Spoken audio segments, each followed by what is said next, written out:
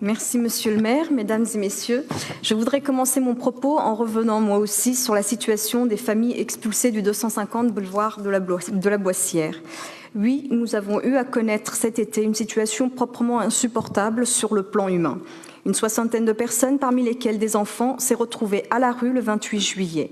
La mairie de Montreuil n'a eu de cesse d'interpeller les autorités compétentes, et notamment la préfecture, pour que les dispositifs réglementaires de droit commun prévus soient mis en œuvre.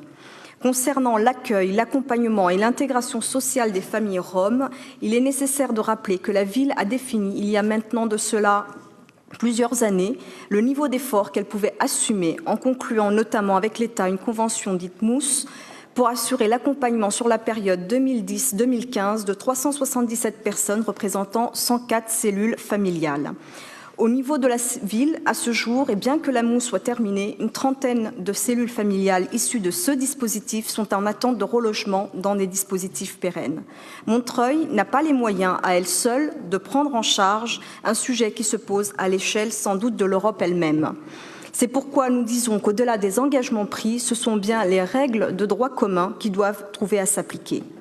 Malgré les tensions qui existent dans le domaine de l'hébergement d'urgence en Île-de-France, des hébergements ont été proposés à l'ensemble des familles et nous voulons ici remercier l'ensemble des intervenants, dont les services de l'État, mais également les agents notamment du CCAS de Montreuil, qui ont été fortement mobilisés. Toutefois, nous regrettons profondément que ces hébergements n'aient pas encore permis de solutionner la situation. Montreuil est une ville solidaire, mais dans la situation financière qui est la sienne, elle ne peut pas, elle seule, sous couvert de solidarité, répondre de situations aussi dramatiques que celles que nous connaissons.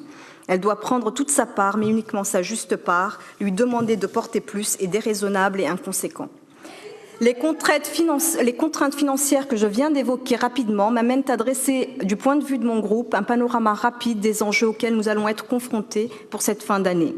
En effet, le contexte budgétaire qui ne se dessert pas autant que nous l'aurions souhaité et les difficultés financières auxquelles nous sommes confrontés depuis le début de notre mandat ne vont malheureusement pas aller en s'amenuisant.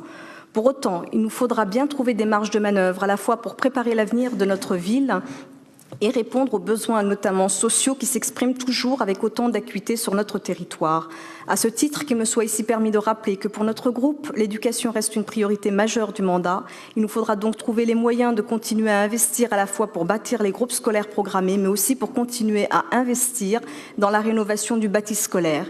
Il nous faudra aussi trouver les moyens de continuer à améliorer le cadre de vie des habitants afin que le droit à une ville propre, agréable et tranquille soit une réalité pour toutes et tous. Notre conviction, c'est que ces marges de manœuvre financières, nous les trouverons en poursuivant les efforts de gestion, mais aussi et surtout en faisant jouer les pleins effets de la mutualisation attendue, par exemple, de la mise en place de Est Ensemble. Ceci étant dit, nous ne devons pas perdre de vue le fait que les efforts de gestion que nous engageons ont un impact lourd sur l'organisation du travail de notre personnel communal et il ne faut pas sous-estimer les tensions importantes que cela crée dans les services. Il n'y aura pas de retour à des fonctionnements anciens, non seulement parce que nous n'en avons plus les moyens, mais aussi et surtout parce qu'il nous faut s'adapter aux nouvelles répartitions de compétences entre communes, territoires et métropoles. Il faut intégrer de nouvelles réglementations, de nouveaux dispositifs publics.